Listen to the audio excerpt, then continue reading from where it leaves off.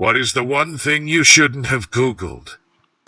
I discovered porn when I was 10 and I felt pretty weird looking at adults doing it. So what did I do? 10-year-old me proceeds to look up porn for kids or kid porn. Good thing I didn't find any and just went back to grown-up porn. I'm surprised the FBI didn't come. Old GF sent 13-year-old me nudes. Stupid me thought it would be safer saved on my dad's computer instead of my phone, which my parents checked. My dad was pretty fucking pissed. I could have gone him in major trouble.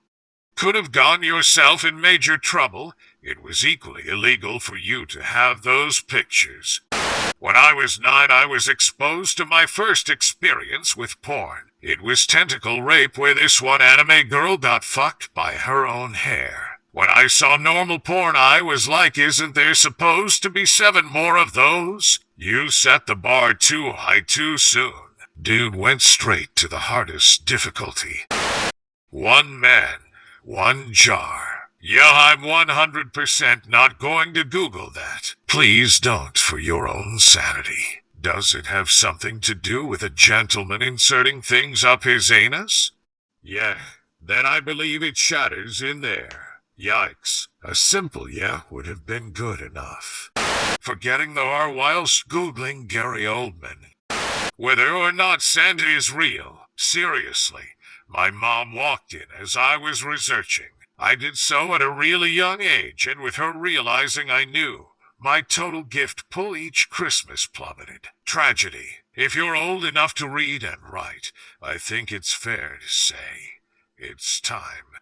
I was making waffles for a birthday party a few years back, and the birthday boy said he wanted a Smurf-themed party. Glad I didn't go.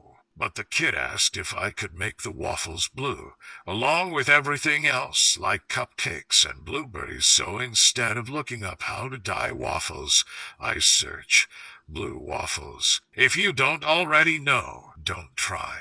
Yeah, that little bastard knew what he was doing. So I'm a sociology student at uni, which means sometimes I have to Google some weird-ass sh**t to write my papers. So once I was writing a paper on how young people get involved in extremist groups, and Googled how to become an extremist.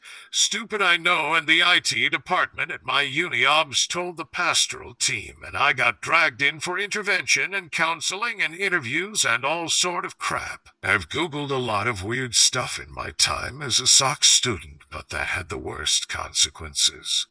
Unit 731. Not to say I didn't find it interesting, but it was far more disturbing than I could have anticipated. I think I saw it referenced in Homo Deus or one of Jordan Peterson's books, and it even had a warning about Googling it. What is it about? I assume it's creepy AF? The Japanese did experiments on human subjects prior to enduring WW2. Their experiments were part of Unit 731.